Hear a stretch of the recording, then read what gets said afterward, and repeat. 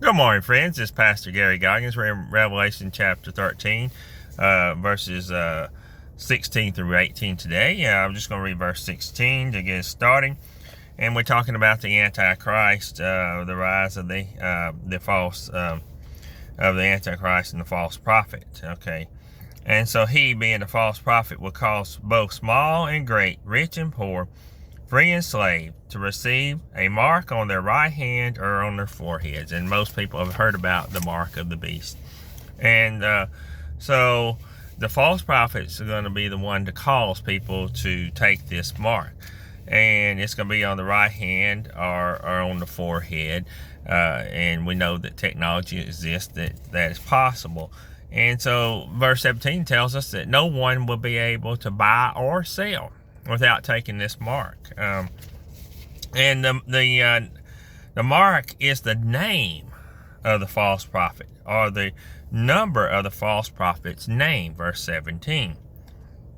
And so the clue is in verse 18, it says that the mark must be calculated. And so you have to go back in time to understand this.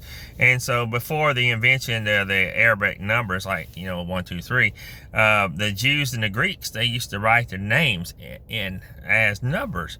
And at some point they began substituting letters of the alphabet for a number's name, saying that, saving them from having to write the whole name out.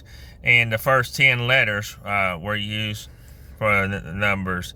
First 10 letters of the alphabet was used for numbers 1 through 10. The next letter then became 20, and the next 30, and so on. And many Bible expositors take the number 6 as the number standing for mankind. They also take 3 to be the number of the Trinity. So 3 6s there. And so the repetition of 666 could therefore simply mean that the Antichrist is a man who believes he is God, or who declares himself to be God, and are a member of the Trinity, which would cause the beast, the false prophet, and so, which is the case for the beast, the false prophet, and Satan. There's your Trinity, your evil Trinity, if you will.